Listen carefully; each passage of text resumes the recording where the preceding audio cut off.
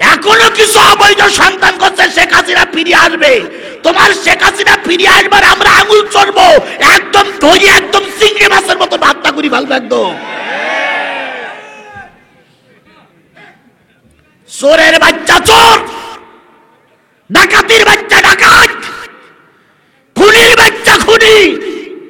এই খুনির পক্ষে যে কটা দালালি করবে সে কটার একটারও আস্ত রাখবে না, সব কটার কাল্লা আলাদা করে ফেলবো। হয় ভালো হও, না এদেশ থেকে চলে যাও আপ ম্যাডামের কাছে। গাই গরু চলে গেলে বাছুর গুলো এদেশে হাম্বা হাম্বা করতেছে। গাই গরু চলে গেছে কার বাড়ি? আরে দিদি গেছে দাদার কাছে, আপা গেছে দুলাভাইয়ের বাড়ি। আর এর কি বলে অবৈধ সন্তানের হাম্বা হাম্বা করতেছে। বলুন তো, খালেদা জিয়ার নামে মামলা হয়েছিল, খালেদা জিয়া কি পালাইছিল? এই কথা বলেন না কেন? খালেদা জিয়া কি পালাইছিল?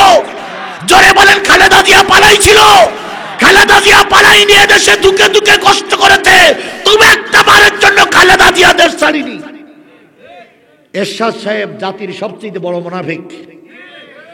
এরশাদ সাহেব দেশ থেকে পালাই গিয়েছিল। বাংলাদেশ জামাত ইসলামীর শীর্ষস্থানীয় নেতাদের ফাঁসিতে ঝুলানো হলো, শিবিরের যুবকদেরকে নাটক সাজিয়ে সাজিয়ে রাজপথে গুলি করে মারা হলো। বাংলাদেশ জামাত ইসলামী ইসলামী ছাত্র শিবিরের ছেলেরা কি করেনি? পালাই যায়নি। আর তোমার একটুখানি নাড়া দিল, আর অমনি মানুষ কন্যা মানুষই চলে গেলে। আর গাই গরু যখন চলে গেল, বাছুরির কথা একবারও ভাবল না যে আমার বাচ্চাগুলোর কি হবে। গাই গরু ভ্যা ভ্যা করতে চলে যায়।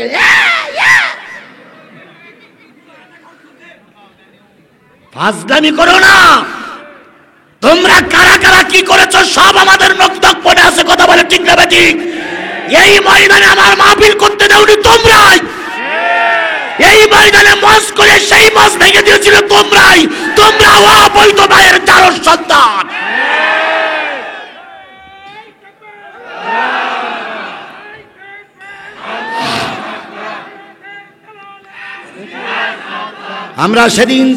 আমরা সেদিন মেয়ে নাচানোর জন্য আসিনি, আমরা সেদিন যাত্রা গান করার জন্য আসিনি। আমরা সেদিন এসেছিলাম কোরআনের কথা বলার জন্য। যাদের ষড়যন্ত্রের কারণে কোরআনের মাহফিল বন্ধ হয়েছে, এই জাতি তাদের চেনে না?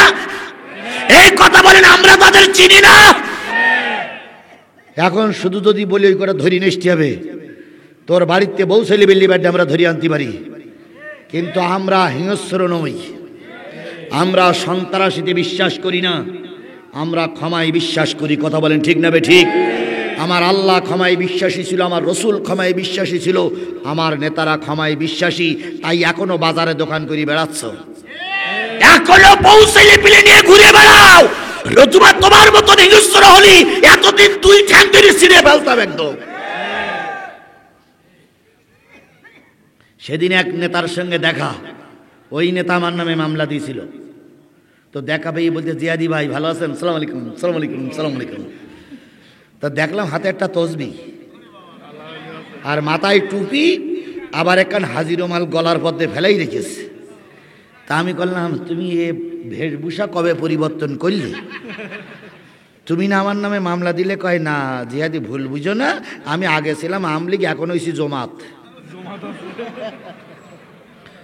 আগে ছিল আওয়ামী লীগ, এখন হয়েছি কি জমাত? না জামাত না জমাত। তাই আমি বলি, তুই নাম জানো? কয় নামটাম জানার দরকার নেই, আগে ছিলাম আওয়ামী লীগ, এখন হয়েছি জমাত। তার মানে জামাত ইসলামও বলতে পারে না। এরা কতটুকু কায়া পাল্টাইছে চিন্তা করে দেখেন। আল্লাহ নবীর যতগুলো দোয়া কবুল হয়েছিল, এবার আসুন আল্লামা সাঈদীর আর একটা ভবিষ্যৎবাণী বলি। আল্লামা সাঈদী বলেছিলেন, উত্তর গগনে কালো মেঘ জমেছে, কিরে কিসের পূর্বাভাস লক্ষ্য করছি? যদি শক্ত হাতে মোকাবেলা করতে না পারো, এমন অমাবস্যার আধার নেমে আসবে যার সবে সাথে অসম্ভব। আল্লাহর কসম, বিগত 15টা বছর আল্লামা সাঈদীর কথা হাড়ে হাড়ে সত্য হয়েছে। এরপর আল্লামা সাঈদী বলেছিলেন, আমাদেরকে মৌলবাদ বলে গালিগালাজ করবা না, আমরা মূলে আসি 12 কোটি। আর তোমরাই কয়জন আছো আগাবাদী? আমাদেরকে মৌলবাদ বলে গালিগালাজ করবে না। 12 কোটি মৌলবাদ গাছের গোড়ায় বসে একবার যদি ধাক্কা দেয়, ওই দাদার দেশে দিয়ে পড়বা, কিয়ামতের আগে আর আসতে পারবে না। হয়েছে না হয়নি? জোরে বলেন হয়েছে না হয়নি? আমি মাঝে মাঝে রাতের বেলায় ঘুমানোর আগে চিন্তা করি, আল্লাহ তোমার এই ওলি কিভাবে বুঝতে পেরেছিলেন যে দিল্লি যেয়ে পড়বা? আল্লাহর ওলি তো মায়ানমারের কথা বলিনি, আমেরিকার কথা বলিনি, কোথার কথা বলেছে? দিল্লির কথা বলেছে। এখন ম্যাডাম দিল্লির বাড়ি, বড় বড় নেতারা দিল্লির বাড়ি। তাহলে আল্লাহর নবী ওলিদের ভবিষ্যৎবাণী 100 সত্য হয়। এমন কোন জামাত বিএনপির লোক নাই যাদের নামে মামলা হয়নি। কথা বলে ঠিক দেবে ঠিক? মামলাগুলো জিবরাইল আর মিকাইল এসে দিয়ে গেছে। সেই জিবরাইল আর মিকাইল আসলি বলে, হুজুর ওয়াজ করবেন, রাজনীতি করবেন না, জিপ টেনে ছিঁড়ি ফেলবে একদম। ফাজলামি করার জায়গা পাও না। না 15টা বছর আমার দেশের চুষে খেয়ে ফেলাইছে। আল্লাহ হয় ওদের হেদায়েত দেখ, নাই ম্যাডাম যে পথে গেছে ওরাও সেই পথে চলে যাক। আমার ভাইয়েরা, রাসূল ভবিষ্যৎবাণী বললেন, চাবি একদিন আমার হাতে আসবে। আল্লাহ চলবে চলবে। তাহলে একজন মুরব্বী যে উঠে গেলেন, মুরব্বী মুরব্বী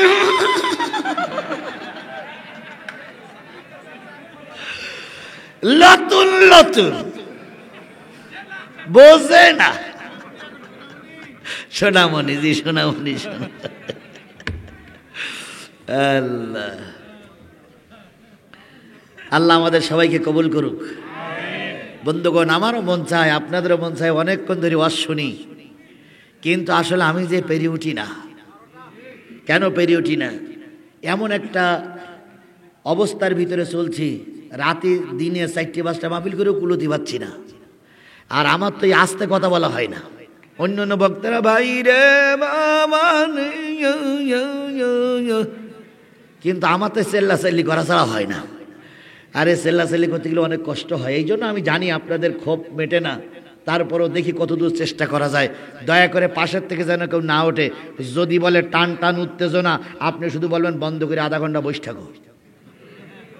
আর একান্তই যদি হিসু বন্ধ করতে না পারে, কাপড় কান খুলে ওই পাশের দেখতে ঝেড়িয়ে দেখ, হিসু নিচে চলে যাক।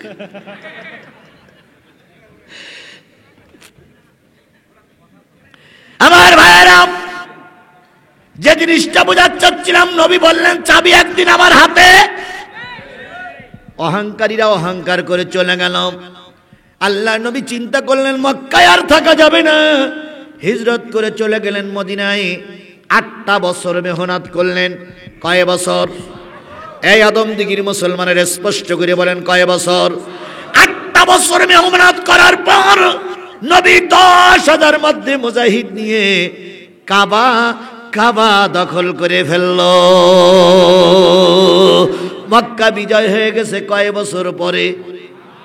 কয় হাজার সৈন্য। আল্লাহ নবী মক্কা বিজয়ের পর বেলালকে ডেকে বললেন, বেলাল আজান দাও।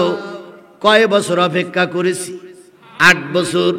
ভিতরে আগুনগুলো দাউ দাউ করে ধুই ধুই করে জ্বলতেছে, আর দেরি করা যায় না, বেলাল আজান দাও। বেলাল বলেন, ইয়া রাসূলুল্লাহ, আজান কি কাবা ঘরের ভিতরে দেব না বাইরে দেব? নবী বললেন, বেলাল আজানটা ভিতরে দাও। আমার মনটা কাঁদতেছে, কখন কাবার ভিতরে ঢুকবো, কখন মালিকের সঙ্গে একটু কথা বলবো, কখন মালিকের আরশে মহল্লা দেখবো, কখন মালিকের আরশে আজিম দেখবো। বেলাল আজান দাও। বেলাল আজান দেওয়ার জন্য উজু করে, জমজমের পানি দিয়ে উজু করে কাবার ভিতরে যে যাবে, দরজায় যেয়ে দেখে তালা মারা। হই হই রই রই চাবিওয়ালা গেল কই? হই হই রই রই চাবিওয়ালা গেল কই? চাবিওয়ালা গেল কই? বেলাল কয়, ইয়া রাসূলুল্লাহ, কাবায় তালা মারা। নবীজি বলছি, এখনো তালা মারা? জি। আচ্ছা বলুন তো, নবীর পিছনে কয় হাজার? নবী যদি বলতেন যে তালাটা ভাঙ, কতক্ষণ সময় লাগতো? হযরত আলী বলে পিছনে দাঁড়াই আছে, শুধু হুকুম করার অপেক্ষায়। খয়বারের যুদ্ধে আলীর ঢাল ভেঙে গেছে। তো ঢাল না হলে তো যুদ্ধ করা যায় না, কাফেরেরা তেড়িয়ে আসতেছে। হযরত আলী চিন্তা করলেন ডাইনি ভাবে কোনো ঢাল নেই, ঢালবেই কনে, আর একজনের কাছ থেকে কিন্তু ওয়াক করবেন তো হবে। উনি খয়বারের দুর্গর কপাট ধরিয়ে দিয়েছেন টান, এক টানে দুর্গ সারে এসে সেই দুর্গ ধরিয়ে দরজা ধরি ঢাল বানাইছে। একখান কপটের ওজন হইল 16 মণ। 16 মণ লোহা কোন হাত দিয়ে উঁচু করে রেখেছে, আর ডাইন হাত দিয়ে তরবারি করে যুদ্ধ করে যাচ্ছে। যুদ্ধের শেষে নবীজি বললেন, আলী যখন তোমার ঢাল ভেঙে গেল তখন ঢাল পেলে কনে? আলী বলতেছি, ইয়া রাসূলুল্লাহ, আমার গায়ে কি জোর কম নাই? আমি টান দিলাম, কপট ছিঁড়ি আসলো। নবীজি বললেন, কতটুকু ওজন বলি মনে হয়? কতটুকু আর হবো, ওই ঢালের মতনই মনে হইল। আমার যা ওজন টোজন দেখলাম ঢালের মতনই মনে হয়, হয়তো একটু বেশি কম হতে পারে, কিন্তু ও তো তখন দেখার সময় নেই। আমার সময় হলেও ওরা যেন আমার আক্রমণ করতে না পারে। তো বলতেছে, সে ঢাল কি করলে? কয় যুদ্ধ হয়ে গেছে, আমি ঢাল ফেলাই দিয়েছি। কই ওই ঢাল কেন একটু মাথায় করে আনতে পারবা? কয় মাথায় করি কেন, হাতে করে নিয়ে আসবো। নবীজি বললেন, তাহলে একটু নিয়ে এসো দি। তো বেলাল আলী অনেকক্ষণ যেয়ে চেষ্টা করতে হচ্ছে না। নবীজি বলতে, আলী কি খবর? কই ইয়া রাসূলুল্লাহ, এ কি চম্বকে বেঁধে টেঁধে আছে নাই নাকি? তখন উঁচু করলাম, এখন এক কোনা উঁচু হচ্ছে না।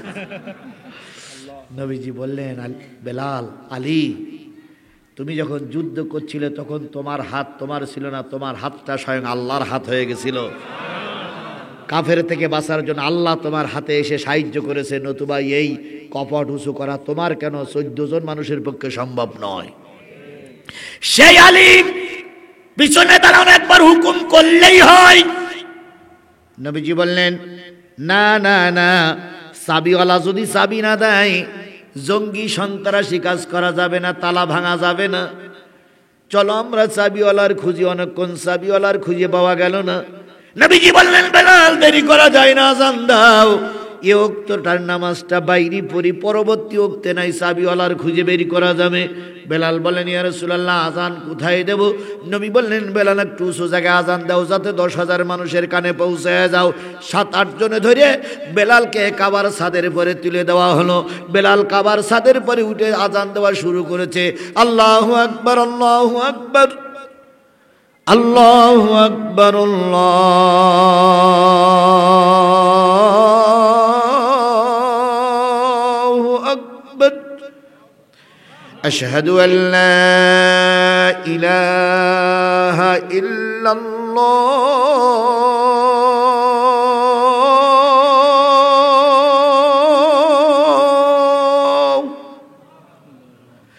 আশহাদু আন্না মুহাম্মাদার রাসূল।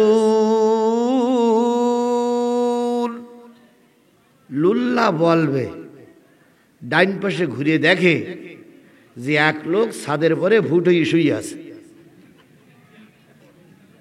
আজান ছেড়ে দিয়েছে। আজান ছেড়ে দিয়ে বলতে, কি ব্যাপার, এখানে লোক ভুট হয়ে শুয়ে আছে কেন? তো নবীজি বললেন, বেলাল, আজান তো অর্ধেক হয়েছে, আর অর্ধেক মনে নেই নাকি? ওই ইয়া রাসূলুল্লাহ, মনে আছে, কিন্তু এক লোক ভুট হয়ে শুয়ে আছে। এই লোকের পরিচয় না জানা পর্যন্ত বাকি আজান আমি আর দেব না। তো নবীজি বলেন, আমি কিন্তু হাসির খোরাক হওয়ার জন্য ওয়াজ করছি না, আমি সূরা নেসার 58 নম্বর আয়াতের প্রেক্ষাপট বলতেছি, শানে নজুল বলতেছি। এখানে অনেক মসজিদের ইমাম সাহেবরা বসে আছেন। দোহাই আপনাদের, আপনারা বাড়ি দিয়ে তাফসীরের সঙ্গে মিলাই দেখবেন। যদি মিলাই সঠিক না হয় আমাকে বললেন যে হুজুর আপনি কথাগুলো বলে গেছেন ফাউল কথা। আমি এর পরিচয় না দিয়ে আজান দেব না। নবীজি বললেন, ওর নাম জিজ্ঞেস করো। বেলাল যেই ঠ্যাং ধরি নাড়া দেবে, ও ভাই, ও ভাই, ও ভাই, সমস্ত শরীর নড়ে কিন্তু চোখ খোলে না। কিরে ভাই, তোমার সমস্ত শরীর নড়ে, চোখ খোলো না কেন? নাম কি, বাড়ি কোথায়? বেলাল পাত দিক থেকে মাথার দিকে আমার নাড়া দেয়, সব নড়ে, কিন্তু কথা বলে না। আসলে ও কিন্তু ঘুমোচ্ছে না, ও জেগে আছে, ও জেগে জেগে ঘুমোচ্ছে। আমাদের দেশের অনেক নেতারা জেগে জেগে ঘুমাইছে, কথা বলেন ঠিক না বে ঠিক? এই জন্য এদেরকে জাগানো যায়নি। আজ যখন জাগানো হয়েছে তখন টোপলা টুকলি বেঁধে নিয়ে চলে গেছে। নবীজি বললেন, বেলাল কি খবর? কই ইয়া রাসূলুল্লাহ, ওর নামও বলে না, চেতনাও হয় না। নবীজি বললেন, ওর মাথার কাছে যাও, যাইয়া একটু উঁচু করে ধরো দিন দিয়ে, আমি দেখি দিও চিনি কি না। তো উঁচু করে ধরার পরে নবীজি বলতেছে, তুমি সেই চাবিওয়ালা না? ও ভাই, তুমি সেই চাবিওয়ালা না? তোমার নাম ওসমান ইবনে তালাহানা? বলতেছে, হুজুর হ্যাঁ। তা চাবি ডাইবার দাও। তা কিছুই কয় না। চাবি দিবা না? কয় নেতারা বলি গেছিল মল্লু যেন চাবি দিস নে। তো এখন আমি তো নেতাদের আইন, নেতাদের চাকরি করি, নেতাদের আইন। নবীজি বললেন, এখনো নেতাদের আইন ফলো করতেছ? শেখ হাসিনা চলে গেছে, এখনো শেখ হাসিনার দালালি করতেছ? কথা বোঝেন না, কথা বোঝেন না, কথা বোঝেন না। শেখ হাসিনা চলে গেছে, এখনো শেখ হাসিনার পক্ষে গান গাচ্ছ, তাহলে তো সোজা আঙুলি ঘি উঠবে না। আলী, ওমর, লাব্বাইক ইয়া রাসূলুল্লাহ। একটু মনে হয় ছাদের পরে যাওয়া লাগতে পারে। নবীর নরম কথা মনে হয় কানে ঢুকতেছে না। ওমর বলতেছে, এই আমারে সেনস? মুই কেডা? মোর বাড়ি বরিশাল, বাপ মোর চকিদার, মোরে সেন? কিছুই কয় না। মুই কেডা? আলী, লাব্বাইক বড় ভাই। সোজা আঙুলি যখন ঘি উঠবে না, দুইজনের মনে হয় যাওয়া লাগতে পারে। আমার বলতেছে, শোন, তিনটা শব্দ করব, যদি চাবি না দিস তাহলে ওই পাশে উঠবে আলী আর এই পাশে উঠবে ওমর, তোর খেল খতম। ওয়াহেদ ইসনানে সালা। সা বলার আগেই বলতেছে, আর বলা লাগবে না, এই নেন রাসূলুল্লাহ চাবি। কথায় বলে, শক্তের ভক্ত নরমের জম। তুমি আর আমি ময়দানে শক্ত হয়ে দাঁড়াই, বাতিলেরা ময়দান ছেড়ে পালিয়ে যাবে। আর তুমি আর আমি নরম দিলে বাতিলেরা দিন দিন করে নাচবে। কথা বলে ঠিক না ঠিক? সুতরাং আমরা ক্ষমা করে দিয়েছি বলে এর মানে এই নয় যে তোমরা আমাদের ঘাড়ের পরে নাচবা আর আমরা চুপচাপ বসে থাকবো। নাচানি শুরু করলে বা ঠ্যাঙের গিরে ভেঙে ফেলা হবে। চাবি নিলেন নবী, কাবার তালা খুললেন। ভিতরে ছিল কতগুলো মূর্তি, ভিতরে বাইরে মিলে 360টা মূর্তি ছিল। ইব্রাহিমের মূর্তি আছে, ইসমাইলের মূর্তি আছে, মা মেরির মূর্তি আছে, হবলের মূর্তি আছে, লাতের মূর্তি আছে, সব মিলে ভিতরে বাইরে 360টার মতন মূর্তি ছিল। এই মূর্তিগুলো রাসূল একটা ছোট্ট লাঠি নিলেন, লাঠি নিয়ে মূর্তির মাথায় বাড়ি দিলেন আর বললেন, জাল হাক্কু ওয়া জাহাকাল বাতিল ইন্নাল বাতিলা কানা যাহুকা। দূর হয়ে সত্য ঢুকে পড়েছে, মিথ্যা দূর হয়ে গেছে। জাল হাক্কু, সত্য এসে গেছে, মিথ্যা দূর হয়ে গেছে। এই মিথ্যা মূর্তি আর কিয়ামত পর্যন্ত এই কাবার আশেপাশে চান্স পাবে না। মূর্তিগুলো ভেঙে ফেললেন, নবী ভিতরে ঢুকলেন সাহাবীদেরকে নিয়ে। সাধ্য মতন উজু করে যতক্ষণ মন চাইল সালাত আদায় করলেন। নবীজি এবার বাইরে আসবেন। বাইরে যখন আসে, সব সাহাবীরা বাইরে বসে আছেন। সবার টার্গেট হলো চাবিটা আমি নেব। আবু বকরের টার্গেট চাবি আমি নেব, ওমরের টার্গেট চাবি আমি নেব, আলীর টার্গেট চাবি আমি নেব, ওসমানের টার্গেট চাবি আমি নেব। কিন্তু আল্লাহর নবী যখন কাবা ঘরের থেকে বাইরে বেরোবার জন্য এক পা দিলেন, আর এক পা যখন ভিতরে রয়েছেন, তখন সবাই লক্ষ্য করলেন নবীর পরে ওহীর আলামত বোঝা যাচ্ছে, এখনই নবীর পরে ওহী নাজিল হবে। সবাই নীরব থাকলেন। নবীর ঘা ঘেমে গেল, চক্ষু দুটো বড় হয়ে গেল। কাবার দরজার পরে নবী বসে বললেন। কিছুক্ষণ পর যখন ওহীর আলামত দূর হয়ে গেল। আল্লাহ রাব্বুল আলামিনের নবী বললেন, ও আমার সাহাবীরা, এই কাবার দরজায় থাকা অবস্থায় আল্লাহ রাব্বুল আলামিন সূরা নিসার 58 নম্বর আয়াত নাযিল করে দিয়ে বলতেছে, ইন্নাল্লাহা ইয়ামুরুকুম আন তুআদ্দুল আমানাতি ইলা আহলিহা। ওগো নবী, আমি তোমার পরে আদেশ করতেছি প্রকৃত আমানত হকদারের কাছে পৌঁছায়া দাও। পালাইছে, যত বলে চাবিওয়ালা কই তত মাথা নিচু করে যেন দেখে না ফেলে। ওর মনে ভয় নাই, ওর মনে ভয় নাই। রসুল চাবি চাইছিল, চাবি এখন সেই রসুল হলো মদিনার প্রেসিডেন্ট, মক্কার প্রেসিডেন্ট। সুবহানাল্লাহ। চাবি যখন দেয় না, জিবরিল আবার ওহী নাযিল করে দিয়ে বললেন, আবু বকর আলী ওমরকে বলো, মক্কার একটু দূরে একটা বড় পাহাড় আছে, ওই পাহাড়ের উপরে একটা বাবলা গাছ আছে, বাবলা গাছের গোড়ায় একটা গর্ত আছে। এই চাবিওয়ালা ওসমান ইবনে তালহা ওই গর্তের ভিতরে যে আত্মগোপন করেছে, মনে করেন শেখ হাসিনা পালাইছে। শেখ হাসিনা পালাইছে কোন দেশে? ভারতে।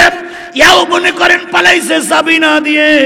এইবার আলী আর ওমর আবার গেছে, ভাই এই পাহাড়ের উপরে বাবলা গাছ দেখা যাচ্ছে, বাবলা গাছের গোড়ায় তুমি আসো ভাই, বেরিয়ে এসো, চাবিটা কি বলে রসুল তোমার ডাকে।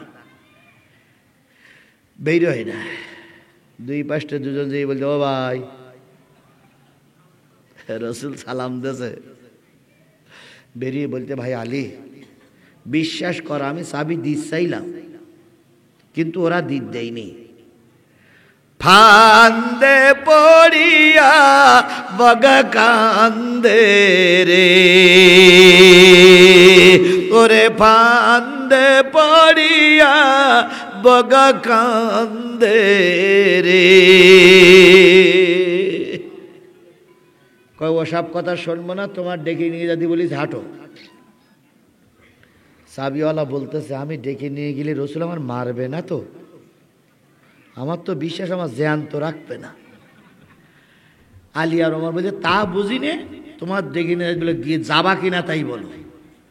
কয় ভাই আমি যাব, তবে রসুল যদি আমার একবার মেরি ফেলে তো তোরা একটু সুপারিশ করিস। আলী বলতে, চলো, আমার রসুলের সঙ্গে অনেক দিক থেকে সম্পর্ক, দেখি কি করা যায়, চলো। কাঁপতে কাঁপতে নবীজির সামনে এসে গেলেন সেই ওসমান ইবনে তালহা। নবীজির সামনে দাঁড়ায় বলতেছি, ইয়া রাসূলুল্লাহ, আপনি রহমতের মানুষ, দয়ার মানুষ। আমি সেদিন চাবি দেওয়ার মন স্থির করেছিলাম, কিন্তু নেতারা দিতে দেই নাই, যার কারণে চাবিটা দিতে পারি না, আমাকে গোসা মাফ করে দেবেন। নবী বললেন, ওসমান ইবনে তালহা, হাতটা উঁচু করো, চাবিটা তুমি নাও, তোমার কাছেই কাবার চাবি থাকবে।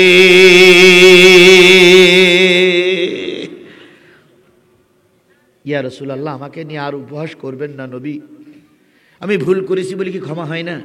নবী বললেন, না, উপহাস নয়, চাবিটা তুমি নাও। নবীর হাত থেকে চাবিটা নিলেন, গালে চুমা দিলেন, বুকে ঠেকালেন, বুকে ঠেকাই চাবি নিয়ে চলে যাচ্ছে আর বলতেছে, আল্লাহ, শুনেছি নবী নাকি মানুষ খুন করে, শুনেছি ইসলাম নাকি প্রতিষ্ঠা হলে মানুষের ক্ষতি হবে, কিন্তু এখন দেখতেছি কাবা ইসলাম প্রতিষ্ঠিত হয়ে গেছে, গোটা দেশের মানুষ এখন আর অশান্তিতে থাকবে না। আওয়ামী লীগ, বিএনপি, জাতীয় পার্টি, জামাত ইসলামের ভাইরা শোনেন, বিগত 50টা বছর দেশ চলেছে, একটিবারের জন্য কোরআনের শাসনে দেশে চালু হয়নি। যদি একটা বারের জন্য কোরআনের রাজ আমার দেশে চালু হয়, বিশ্বাস করো কোন মানুষ না খেয়ে ঘুমাতে যাবে না, কোন মানুষের চোখের পানি ঝরবে না, কোন মানুষের মিথ্যা মামলা দেওয়া হবে না।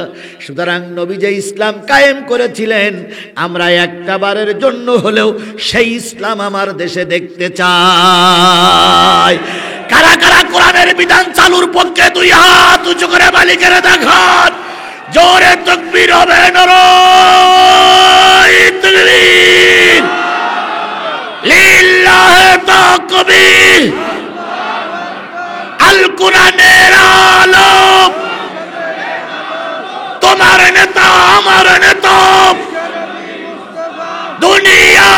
মুসলিম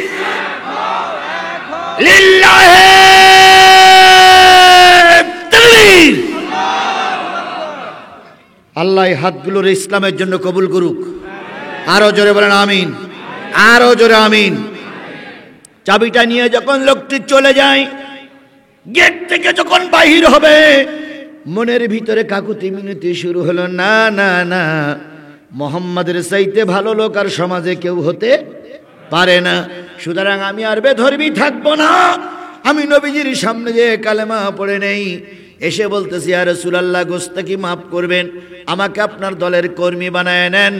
নবী তারে কালেমা পড়ে কর্মী বানাই নিলেন। তাহলে বোঝা গেল আল্লাহর নবী অমুসলিমদের পরে কি সুন্দর ব্যবহার করেছেন।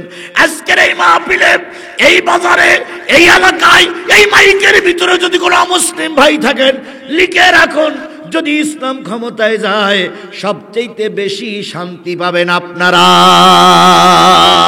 ভারতের সব মসজিদ যদি ভেঙে ফেলা হয়, বাংলাদেশের একটা মন্দিরই ভাঙা হবে না। এর নাম হলো ইসলাম। রাসূল বলেছেন, যে ব্যক্তির ঈমান নাই, যে ব্যক্তির আমানতদারি নাই, তার ঈমান নাই। এবার আসুন ছোট্ট একটু কথা বলি, শেষ করি। সেটা হলো, বলুন তো আমানত কি শব্দ?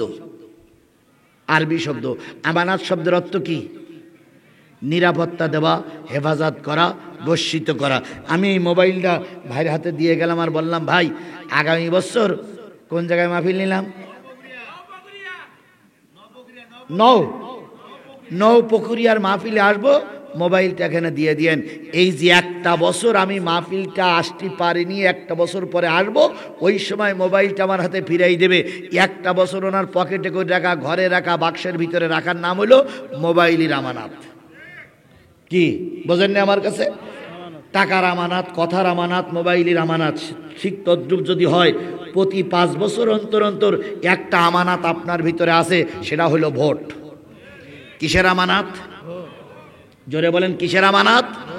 আরো জোরে বলেন। এই জালেমের বাচ্চারা, এই ফেরাউনের বাচ্চারা, এই নমরুদের উত্তরসূরিরা বিগত 15 বছর আমাদের ভোট কেন্দ্রে আসতে দেয়নি। কথা বলেন, কথা বলেন, কথা বলেন। এবার আমরা ভোট কেন্দ্রে যেতে চাই, ইনশাল্লাহ বলেন, ইনশাল্লাহ বলেন।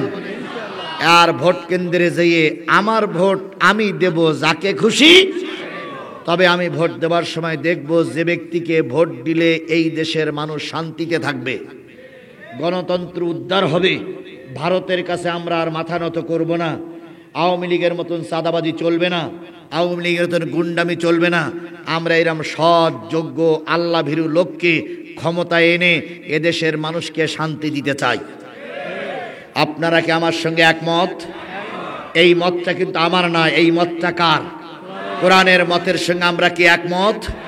তাহলে আগামী নির্বাচনে কোরআনপন্থী, ইসলামপন্থী, দেশদরদি তাদেরকে সাপোর্ট করতে হবে।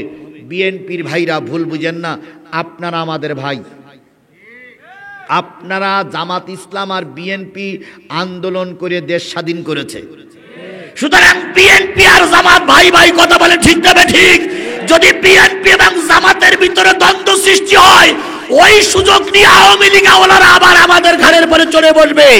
এই জন্য যদি কোনো সমস্যা হয়, বিএনপি জামাত ভাগাভাগি করে নেব, তবু একজন আর একজনের শত্রু হব, একজন আর একজনের শত্রু হব।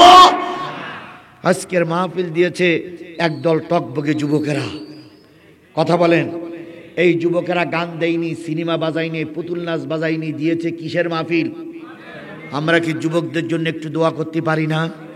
এই যুবকদেরকে আল্লাহ নামাজি বানায় দেখ, এই যুবকদেরকে এই সমাজে একজন এক একজনকে কর্ণধর বানাই দেখ।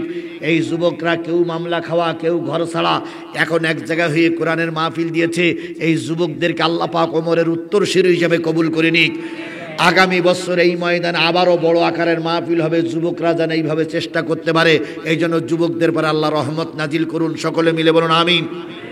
আমি যে বাড়িতে বসে খানাপিনা করে আসলাম, ওই বাড়ির একটা ছেলে, তিনি হচ্ছে সম্ভবত যুব দলের সেক্রেটারি, সভাপতি, ছাত্র দলের সভাপতি। তার বাড়িতে খাইলাম। তার বাবা এবং মা আপনাদের কাছে দোয়া চেয়েছে, তাদের পারিবারিক একটু অশান্তি, পারিবারিক একটু সমস্যা, যে কোনো কায়দায় বাড়িতে যে কোনো একটু সমস্যা হচ্ছে, ওনারা দোয়া চাইছেন হুজুর মাহফিলে আমাদের জন্য একটু দোয়া করবেন।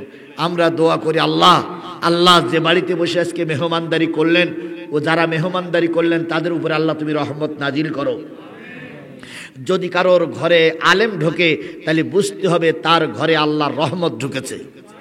বলুন তো, আপনিও মানুষ আমিও মানুষ, আপনার শরীর কাটলে রক্ত বাড়িয়ে হবে, আমার শরীর কাটলে রক্ত বাড়াই হবে, আপনি নিচে আর আমি উপরে কেন?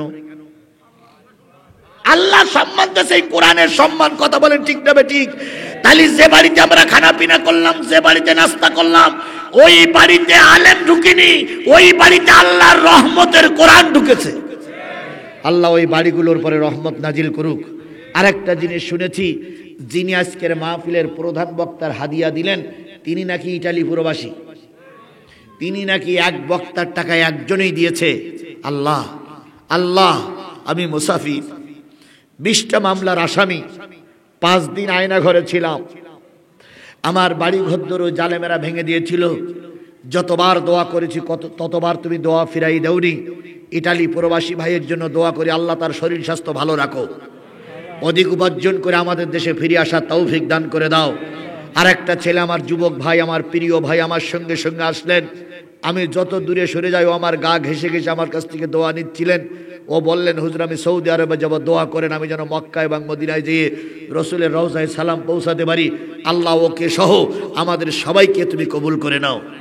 আজকের মাহফিলের সম্মানিত সভাপতি আমাদের শায়েখ, আমাদের মুরব্বী, এই এলাকার পীর, আল্লাহ পাক তাকেও হায়াতে তৈয়বা দান করুক, মাহফিল কর্তৃপক্ষকে কবুল করুক। আমাদের সবাই, আব্দুল গফুর ভাই এখানে নেতৃত্ব দিয়েছে, আব্দুল গফুর ভাইকে কবুল করুক। বেঁচে থাকলে আবারও কোনো দিন দেখা হবে, যদি বেঁচে না থাকি আল্লাহ যেন জান্নাতের সিঁড়িতে আপনার আমার পরিচয় করাইয়া দেয়। সূরা ফাতিহা শরীফ, ইখলাস শরীফ পড়ি সবাই। বিসমিল্লাহির রহমানির রহিম। বাবা একটু কথা বলবেন? হ্যাঁ, সভাপতি সাহেব একটু কথা বলবে, সভাপতি সাহেবকে দেন। বিসমিল্লাহির রহমানির রহিম। আলহামদুলিল্লাহি রাব্বিল আলামিন।